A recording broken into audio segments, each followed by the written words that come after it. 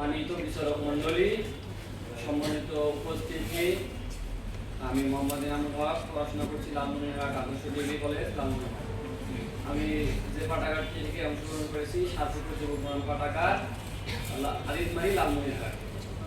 জহিরানের উপন্যাসের মূল যে বিষয়টি হলো রাষ্ট্রভাষাকে স্বীকৃতি না দেওয়া এবং ভাষা আন্দোলনে যারা শহীদ হয়েছে তাদের স্মৃতি রক্ষার্থে ছাত্রদের এই আন্দোলন। এই প্রেক্ষাপটে জহিরান তার আরেক ফলন উপন্যাসটি রচনা করে। আরেক ফলন উপন্যাসে আমরা দেখতে পারি যে মুনিমের যে বিষয়টি, ভিক্টোরিয়া পার্কের পাশ দিয়ে মেঘের মতো হাঁটতে দেখা যায় মুনিমকে, এবং শব্দ ধোয়ানো সাদা শার্ট এবং সাদা প্যান্ট পরিহিত, নগ্ন পাজোড়া, পায়ে কোনো জুতো নেই তার, এবং হাঁটতে দেখা যায়। হাঁটতে হাঁটতেই দেখা হলো তার আসাদের সাথে। আসাদ বললো, মা তো আমাকে বের হতেই দেয় না। মুনিম বলল, মাকে নিয়ে তো আর পারি না, সে শুরু করছে আন্দোলন, তো বাইরে হতেই দেয় না। তারপর তারা নগ্ন পায়ে হাঁটতে হাঁটতে বের হলো।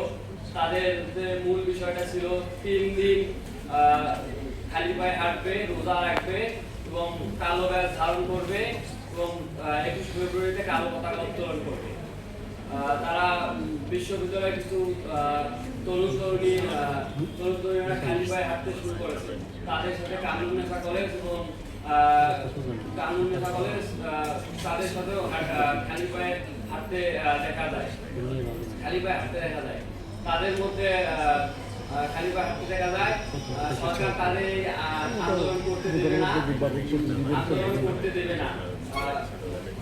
করতে দেবে না এবং শোভাযাত্রা মিছিল বেআইনি ঘোষণা করেছে। ছাত্ররা যেভাবে হোক এই আন্দোলনকে সফল করবে, পূর্ব থেকে তারা শিডিউল ঘোষণা করে রেখেছে যে প্রথম দিন তারা খালি পায়ে হাঁটবে এবং দ্বিতীয় দিন রোজা রাখবে এবং তৃতীয় দিন কালো ব্যাজ ধারণ এবং পতাকা উত্তোলন করবে।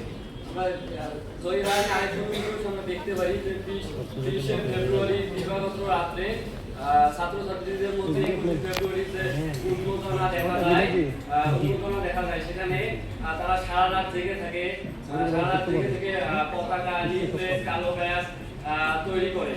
কালো ব্যাজ তৈরি করার মাধ্যমে 20 ফেব্রুয়ারি সারা রাত সেখানে তারা রাত জেগে এগুলো তৈরি করার পর 21 ফেব্রুয়ারি সকাল 10টা থেকে বিশ্ববিদ্যালয় থেকে বিভিন্ন শোভাযাত্রা এবং মিছিল বের হয়। সেই মিছিলে পুলিশের হামলায় তাদের অনেককেই গ্রেফতার করে। মুনিম, আসাদ, কবি রাসুল, রানু বেনু আর অনেককেই তারা গ্রেফতার করে পুলিশ গ্রেফতার করার পর প্রায় 250 জনকে পুলিশ গ্রেফতার করার পর আমরা দেখতে পারি যে শাহেদ সেখানে এসে তার সালমার পোশাকাদি নিয়ে আসে এবং তাদের আত্মীয় স্বজনরা এসে তাদের পোশাক কার কি লাগবে দুটো করে দিচ্ছে এবং একজন রাখতে ডিপুটি সাহেব চিৎকার করে বললেন, এত ছাত্রছাত্রী কোথায় জায়গা দেবো? কবি রাসূল চিৎকার করে বললেন, জেলখানাটা বাড়ান সাহেব। আর একজন দাঁড়িয়ে বললো, আসছে ফাল্গুন, আমরা কিন্তু দ্বিগুণ হবো। কবি এখানে দেখাতে চেয়েছেন যে আমরা দেখতে পেয়েছি এই উপন্যাসে সালমা এবং রওশনের যে ভালোবাসার স্মৃতিকাতর এখানে দেখিয়েছে যে 1948 সালের ভাষা আন্দোলনে রওশনের 2টি হাত হারিয়ে যায়। 2টি হাত হারানোর পরও ডলি সেখান থেকে প্রত্যাখ্যান না করে তার সাথেই থাকে এবং সে রাজশাহী জেলে 12 বছর কাটিয়ে দেয়। 12 বছর কাটানোর পর তারপরও সালমা তার দিকে বিচ্যুত হয় না। এখানে লেখক জহিরান দেখিয়েছেন যে মুনিম এবং দলির প্রেমের কাহিনী। মুনিম